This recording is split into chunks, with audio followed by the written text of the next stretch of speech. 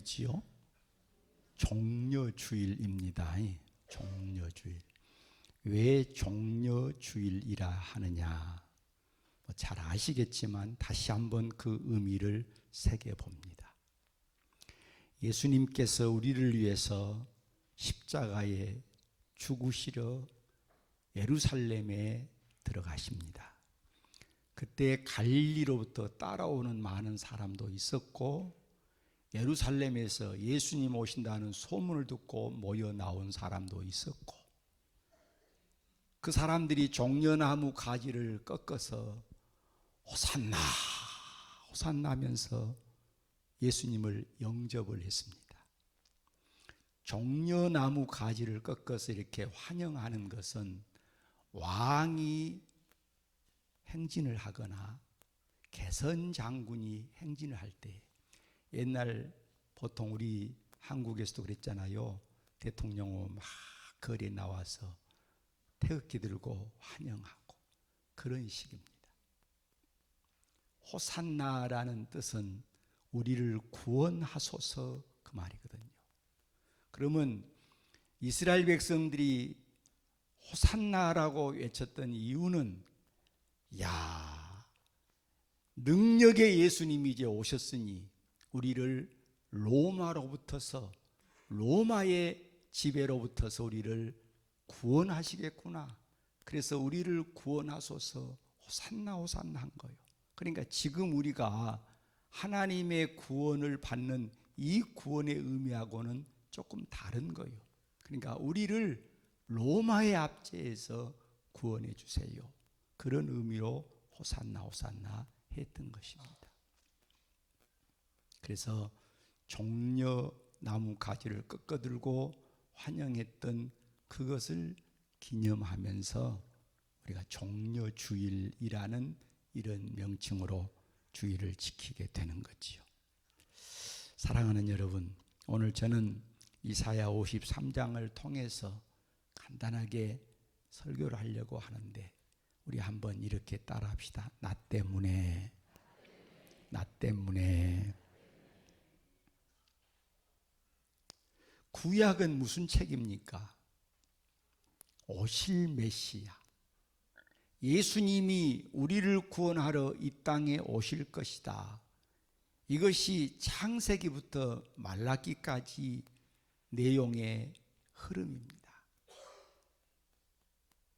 그냥 성경은 연대기적으로 써놓은 역사책이 아닙니다. 예수님이 이 땅에 오실 것이다. 오실 메시아, 구원자에 대한 말씀입니다.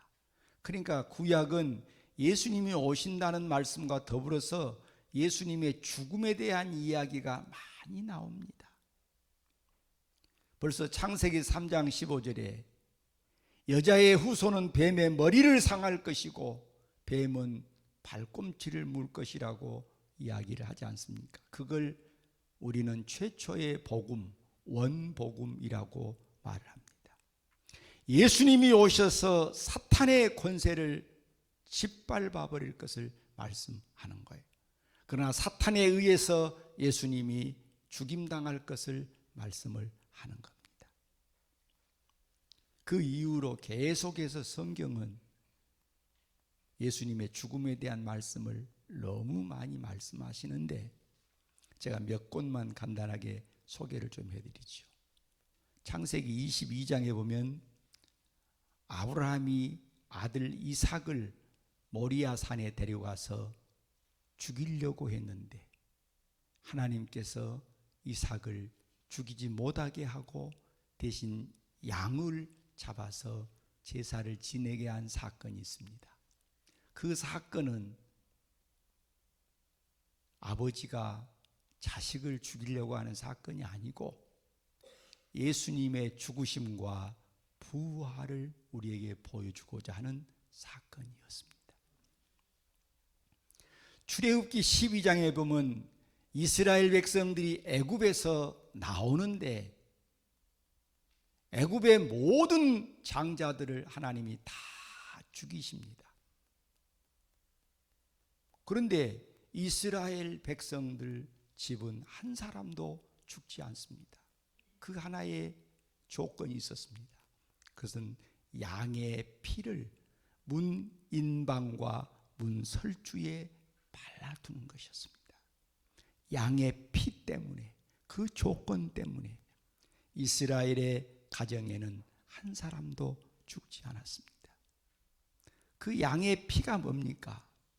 고린도전서 5장 6절에 보면 유월절 양 곧 그리스도께서 죽으셨느니라 라고 말씀을 합니다.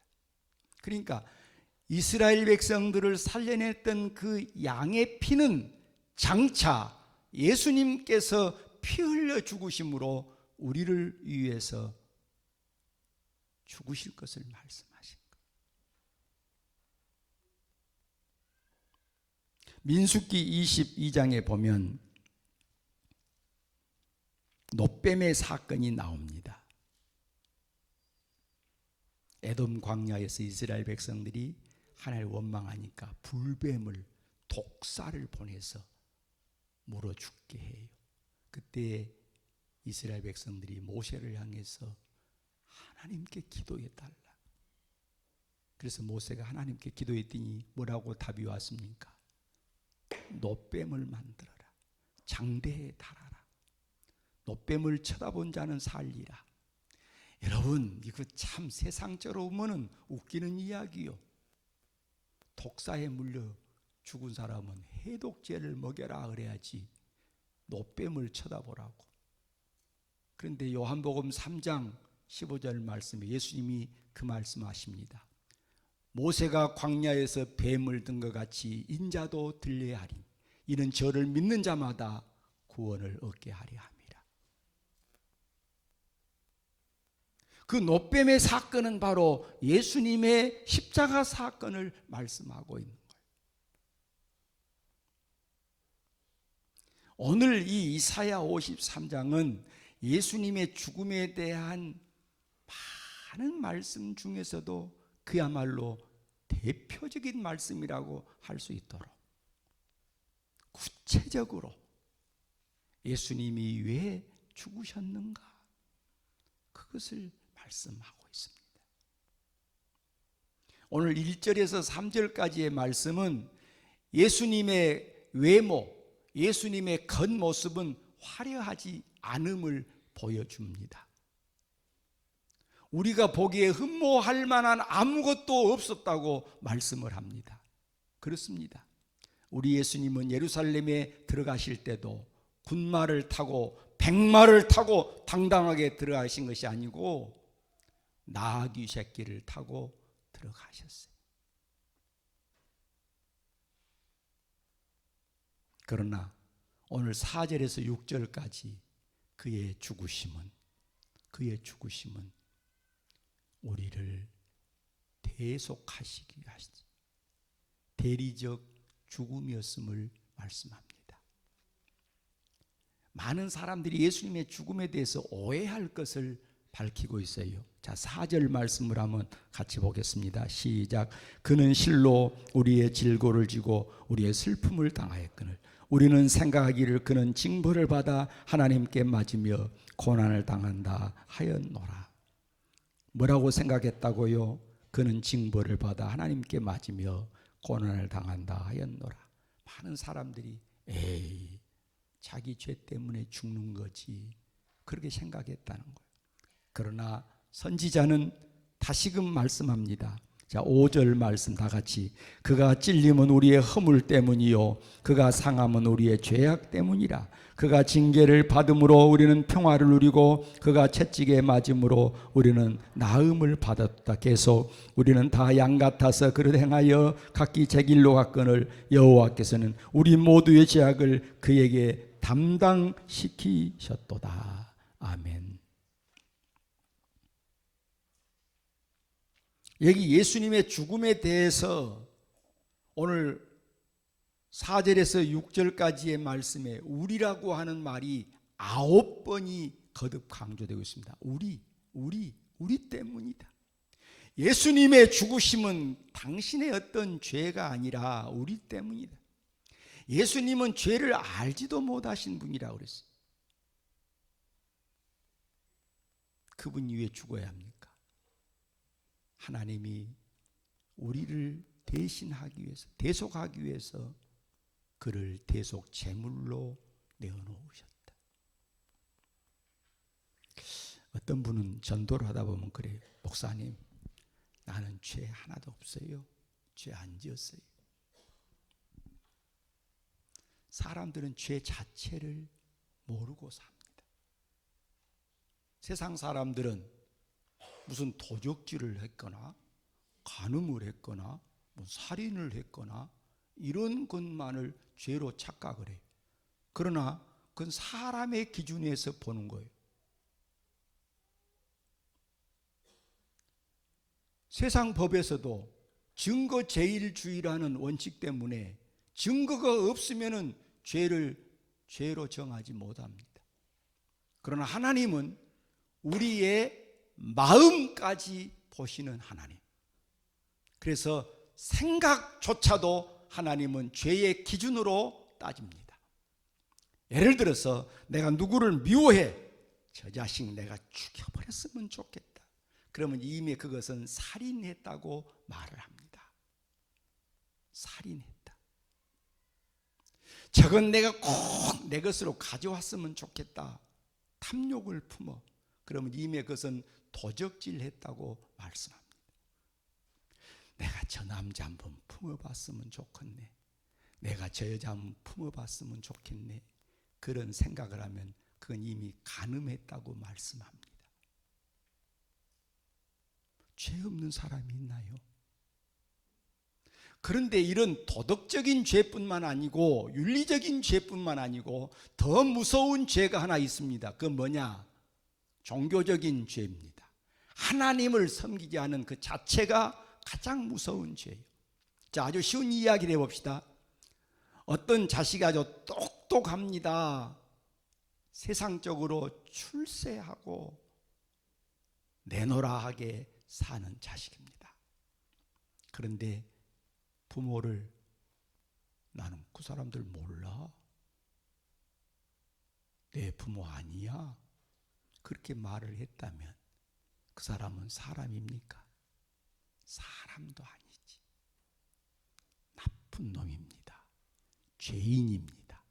용서받지 못할 놈입니다. 자, 그러면 여러분, 창조주이신 하나님이 우리를 위해서 이 세상을 창조하시고 내 생명도 하나님이 주셨는데 이 세상을 창조하신 만물의 주인이시고 나의 생명의 주인이신 그분을 모르고 나는 하나님 몰라, 나는 그분 섬길 필요 없어, 그렇게 말을 했다면 그 어떻게 말을 해야 됩니까? 그 자체가 가장 무서운 죄. 그리고 인간들은 하나님을 잊어버림으로 무슨 죄를 집니까? 하나님을 대신해서 그 자리에 다른 것을 앉혀놓은 거예요. 그래서 우리 하나님께서 제1계명으로 무엇을 줘요? 내 앞에서 다른 신을 너에게 두지 말라는 거예요. 나를 대신할 것을 두지 말라는 겁니다. 그러니까 우리 인간들은 누구든지 의인은 없나니 하나도 없도다. 하나님 앞에서 하나님의 기준으로 볼 때는 모두가 다 죄인이었다. 그래서 에베소 4장에 보면은 허물과 죄로 죽었던 너희를, 그래서 허물과 죄로 죽었던 너희를 살리셨도다. 죽을 뻔한 우리가 아니라니까요. 여러분 잘 아셔요. 죽을 뻔한 것이 아니고 죽었던 너희를 살리셨다.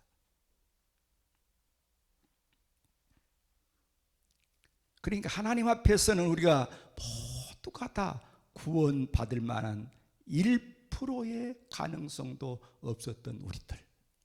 그런데 우리 예수님께서 우리를 살리기 위해서 하나님이 세상을 이처럼 사랑하사 독생자를 주셨으니 이는 저를 믿는 자마다 멸망치 않고 영생을 얻게 하려 하심이라.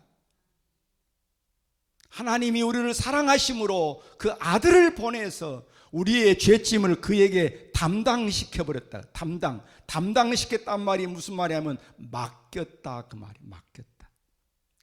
우리가 져야 할 그 죄악의 짐을 예수님에게 맡겨버렸어요. 책임지도록. 그래서 예수님이 죄를 알지도 못하신 그분이 우리를 대신해서 십자가에 죽어주심으로 우리가 예수를 구주로 믿는 순간에 내 모든 죄 문제가 해결돼 버린 줄로 믿습니다. 그래서 로마서 8장 1절에 누구든지 그리스도 예수 안에 있는 자에는 결코 정죄함이 없나니, 정죄함이 없나니, 이는 생명의 성령의 법이 죄와 사망의 법에서 너를 해방하였습니다. 해방하였습니다. 하나님이 우리의 죄를 해결하시고 죄에서 우리를 해방하셨다. 할렐루야. 로마서의 주제가 뭐지요? 이 신득의 믿음으로써 구원받는다. 이 신득의 믿음으로써 의롭다함을 받는다. 아직 이 설교를 하는 이 목사도 하나님 앞에서는 너무 허물이 많습니다. 내가 여러분 앞에는 무슨 허물이 있다고 내가 말하고 싶지 않아요. 사람 앞에서는 내가 크게 잘못하고 살지 않아요. 우리 집에 가는데 신호등이 12개가 있어요. 내가 그 신호도 잘 지키고 다닙니다. 한 번도 제가 돈 안 물었어요. 벌금 안 냈어요. 내가 사람들 앞에서는 잘못했다고 말하고 싶지 않아요. 그러나 하나님 앞에서는 너무 허물이 많은 사람. 여러분은 어떻습니까? 여러분도 사람 앞에서는 나 잘못했다고 말하고 싶은 사람 다 그럴 거예요. 그러나 하나님 앞에서는 내가 의롭다고 말할 수 있는 사람이 아무도 없어요. 의인은 없나니 하나도 없도다. 그러나 여러분, 하나님은 우리의 모든 죄를 다 해결해 버린 줄로 믿으시기를 바랍니다.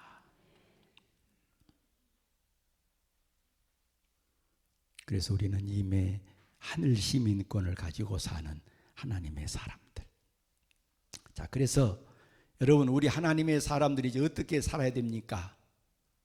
첫째로 구원의 확신을 가지고 사시기를 주 여러분을 축원합니다. 나는 오늘 이 세상에서 하나님이 불러가셔도 천국 갈 수 있다. 이런 확신을 가지고 사는 우리가 되어야 할 줄로 믿습니다.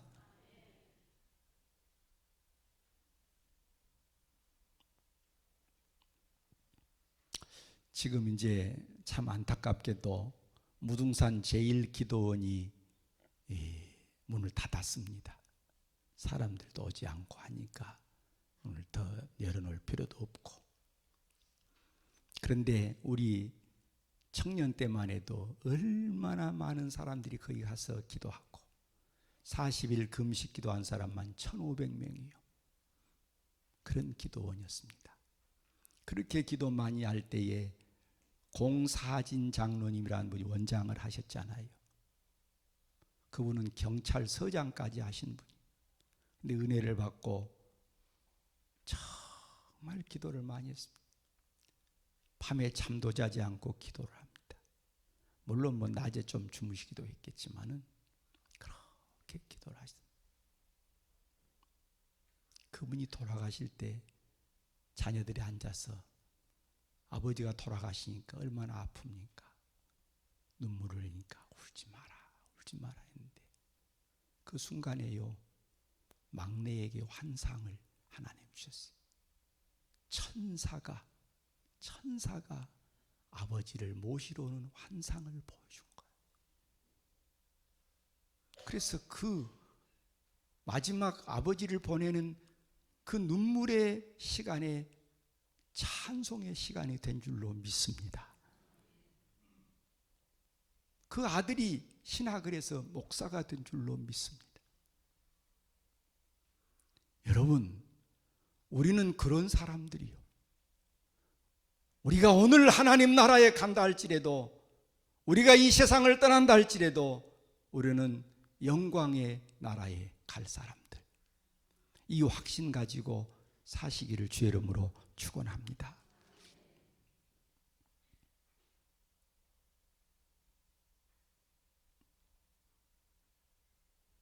우리 예수 믿는 사람은 감사만 하고 살아야 돼요. 감사.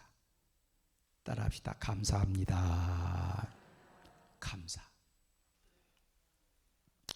제가 재미난 이야기 하나 하고 이제 설교를 마무리를 좀 하고 싶은데, 방정환 선생님 아시죠? 한 번은 밤에 책상에서 책을 보고 있는데 문이 갑자기 열렸어요.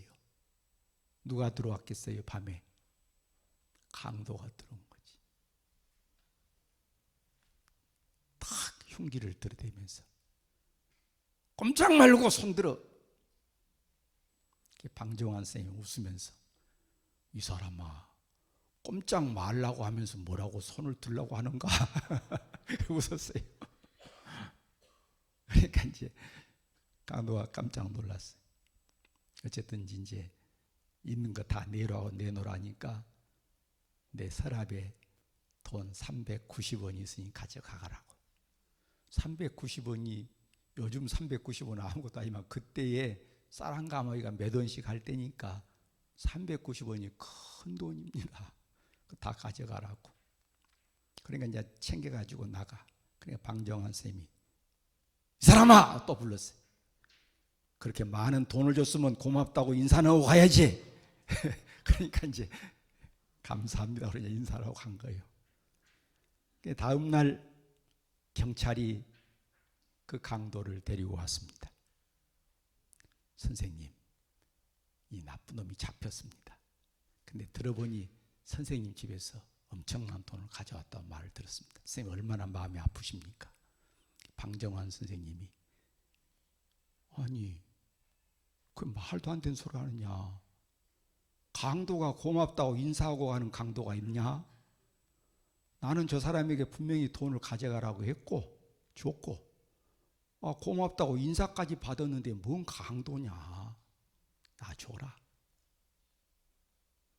경찰이 할 말이 없잖아요.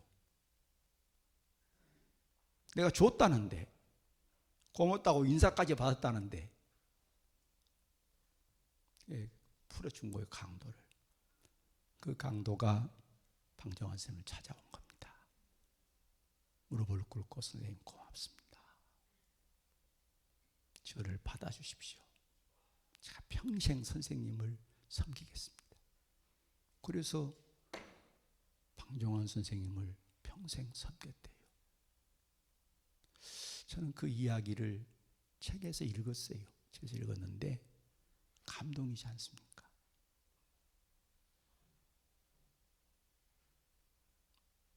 자기를 풀어준 선생님에게 감동이 되어서 이렇게 평생 몸종으로 살았다면, 오늘 우리에게 생명을 주신 하나님 앞에 우리는 어떻게 살아야 될 것인가를 심각하게 물어야 할 것입니다. 그냥 예수 믿고 나는 구원받았다 좋아만 할 것이 아니고, 나를 위해서 생명 주신 그분 앞에 나는 어떻게 살아야 할 것인가, 그 답이 나와야 됩니다. 그것이 예수 믿는 답입니다. 예수를 믿는 사람이 어떻게 살아야 할 것이냐, 그 어렵게 생각할 거 없어요. 나에게 생명을 주시기 위해서 당신의 생명을 내어주신 그분 앞에 내가 어떻게 살아야 할 것이냐, 그 답은 간단합니다. 우리는 감사하며 살면 될 줄로 믿습니다. 대충 살면 안 돼요. 예수 믿는 사람들 대충 살지 말고 평생 감사. 그냥 입술로만 감사가 아니라 정말 감사하면서 산 우리가 돼야 됩니다. 찬송가 305장을 지은 존 뉴턴, 여러분 잘 아시잖아요. 그는 너무 많은 방황을 했습니다.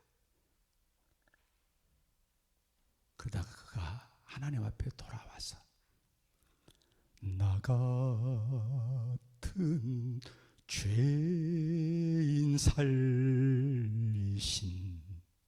주의 놀라워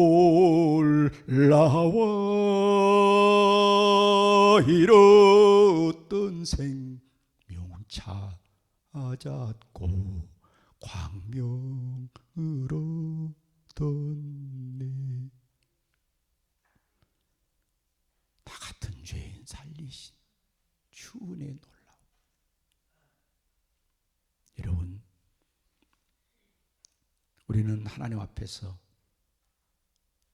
구원받아야 할 아무런 자격도 없는 자였지만 하나님 우리를 구원하시기 위해서 아들을 내어놓으셨습니다. 그분이 십자가에 죽으러 예루살렘에 들어가셨던 바로 그날이 오늘인 것입니다. 그 종려주일, 오늘 여러분을 다시 한번 우리 주님께 감사하고, 주님 감사합니다.